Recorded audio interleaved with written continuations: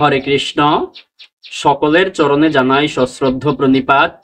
আপনাদের সবাইকে জানাই দৈনিক গীতামৃতের 90 বা 90তম পর্বে সুস্বাগতম, কৃষ্ণপ্রীতি এবং শুভেচ্ছা। দৈনিক গীতামৃতের আজকের এই পর্বে আমি আপনাদের নিকট আলোচনা করব ভগবদ গীতার 2য় অধ্যায়ের পঞ্চপঞ্চাশত বা 55তম শ্লোক নিয়ে। আপনারা সকলে ধৈর্য এবং মনোযোগের সহিত সম্পূর্ণ ভিডিওটি শেষ পর্যন্ত দেখুন। সেই সাথে শ্লোকের মাহাত্ম্য ও তাৎপর্য হৃদয়ঙ্গম করার প্রচেষ্টা করুন। আমি শুরু করছি, আপনারা সাথেই থাকুন। ওম নমো ভগবতে বাসুদেবায়, ওম নমো ভগবতে বাসুদেবায়, ওম নমো ভগবতে বাসুদেবায়। শ্রীমদ্ ভগবদ গীতা 2য় অধ্যায় সাংখ্যযোগ। তো শ্লোকটি হচ্ছে ভগবান শ্রীকৃষ্ণের। শ্রী ভগবান উবাচ ওম প্রজহাতি ইয়দা কামান সর্বান পার্থ মনোগতান আত্মন্নিয়ে বাত্মনা তুষ্ট স্থিতপ্রজ্ঞস্ত উচ্যতে। আবার পাঠ করছি।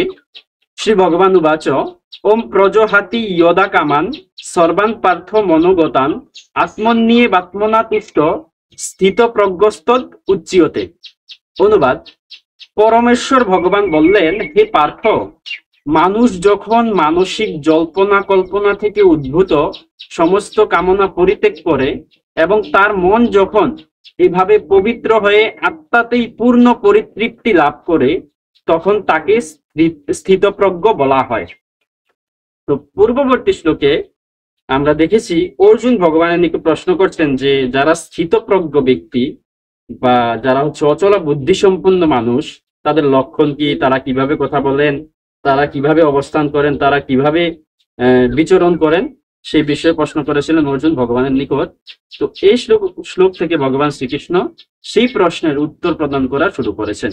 তো এই শ্লোকে ভগবান অর্জুনের নিকট বলছে যে মানুষ যখন তার মানসিক জল্পনা কল্পনা থেকে উদ্ভূত সমস্ত কামনা পরিত্যাগ করে এবং তার মন যখন এভাবে পবিত্র হয়ে আত্মাতেই পূর্ণ পরিতৃপ্তি লাভ করে, তখন তাকে স্থিতপ্রজ্ঞ বলা হয়। অর্থাৎ মানুষের যে মন যখন কোনো কিছু চায়, সে চাওয়া পাওয়াটা যখন সে ত্যাগ করতে পারে এবং সে চাওয়া পাওয়া ত্যাগ করার পর তার মন যখন এভাবে পবিত্র হয় এবং সে যখন তার আত্মাতেই তুষ্ট থাকে আর কোনো কিছু প্রত্যাশা করে না, তখন তাকে স্থিতপ্রজ্ঞ বলা হয়।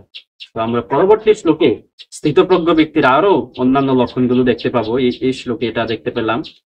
তো এই শ্লোক সম্বন্ধে শ্রীল প্রভুপাদ কি মন্তব্য করছেন, সেই বিষয়টাও আমরা তাৎপর্য থেকে দেখে নিই। তাৎপর্য: শ্রীমদ্ ভাগবতে দৃঢ়ভাবে বলা হয়েছে, সম্পূর্ণ কৃষ্ণ ভাবনাময় মানুষ অর্থাৎ ভগবত ভক্তের মধ্যে মহৎ মুনি ঋষিদের সমস্ত গুণাবলী পরিলক্ষিত হয়। আর যারা সেই রকম চিন্ময় স্তরে স্থিত নয়, তাদের মধ্যে কোনো গুণই দেখা যায় না, কারণ তারা তাদের মানসিক জল্পনা কল্পনার কাছেই কেবল আত্মসমর্পণ করে থাকে। সুতরাং এখানে যথার্থই বলা হয়েছে যে জল্পনা কল্পনার মাধ্যমে সৃষ্ট ইন্দ্রিয় সুখভোগের সব রকমের ইচ্ছা পরিত্যাগ করতে হবে। কৃত্রিম ভাবে এই ধরনের বাসনাকে সংবরণ করা যায় না। কিন্তু মানুষ যখন কৃষ্ণ ভাবনায় নিজেকে নিয়োজিত করে, তখন কোন রকম বাহ্যিক প্রচেষ্টা ছাড়া আপনা থেকেই এই সমস্ত ইন্দ্রিয় সুখভোগের বাসনা প্রশমিত হয়।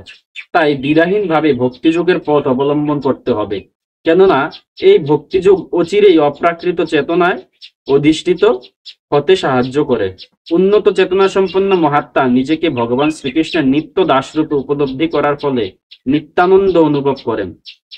অধ্যাত্ম চেতনায় স্থিত এই ধরনের মানুষের জড়জগৎকে ভোগ করার তুচ্ছ কোনো বাসনাই তখন আর থাকে না, বরং তিনি তার প্রকৃত স্বরূপে পরমেশ্বরের নিত্য সেবায় মগ্ন হয়ে সর্বদাই সুখে থাকেন।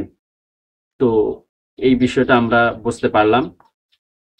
তো আপনারা সকলে এতক্ষণ ধৈর্য ধরে আমাদের সাথে থেকেছেন, তার জন্য আপনাদের সবাইকে জানাই ধন্যবাদ, বিশেষ কৃতজ্ঞতা। তো এই শ্লোক পাঠে, উচ্চারণে, অনুবাদ প্রকাশে, তাৎপর্য বিশ্লেষণে, মন্তব্য প্রদর্শনে কিংবা অন্যান্য কোনো কিছুতে ভুল ত্রুটি থেকে থাকলে, কোনো কিছু বাদ পড়ে গেলে কিংবা কোনো কিছুর অভাব থেকে থাকলে আপনারা সেটা ক্ষমাসুন্দর দৃষ্টিতে দেখবেন। আপনাদের সহিত দেখা হবে পরবর্তী পর্বে, পরবর্তী ভিডিওতে, পরবর্তী দিবসে, পরবর্তী শ্লোকের পর্যালোচনায়। ততক্ষণ সকলে ভালো থাকুন, সুস্থ থাকুন, আমাদের সাথেই থাকুন। হরে কৃষ্ণ।